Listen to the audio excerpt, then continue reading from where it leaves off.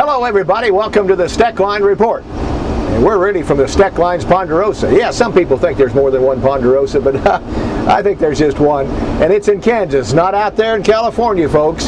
So you eat your heart out there if you think you got the real Ponderosa. But we've been farming for almost all our life, and it's harvest time in Kansas. And I'll guarantee you a lot of wheat's already cut.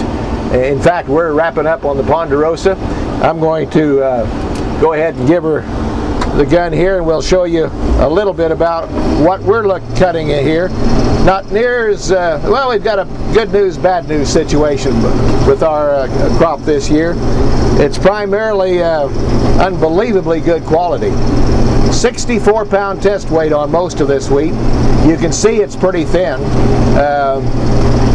And most of the wheat making around 30 to 40 bushels if it's good, 15 to 25 if it's kind of normal or below average a little bit, and we've got quite a bit of that.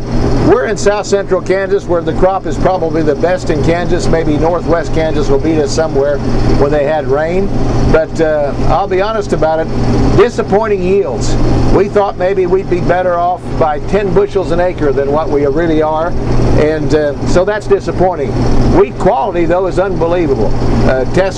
You can see on the monitor here it's 11.3, and we're cutting here in the morning time 28, 29 bushels right here as we get started, but this particular field is one of our better fields.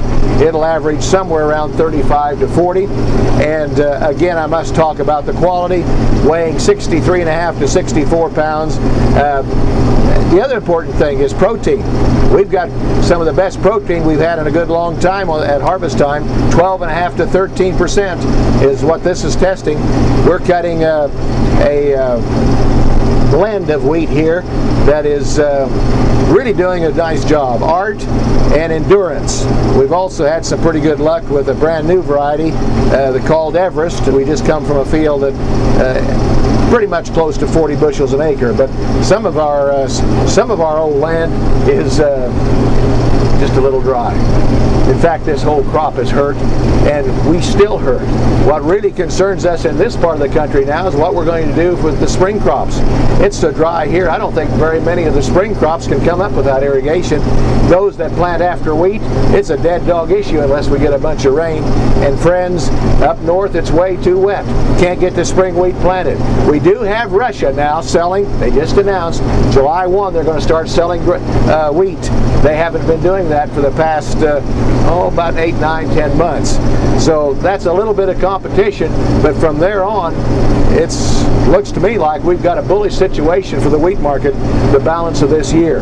Now, just big news a week or so ago, Mexico bought 850,000 tons or more of corn. And I got to tell you folks, that is unbelievable. A lot of people didn't think they were going to buy that much corn, and the fact that the corn prices dropped a little brings on the buyers.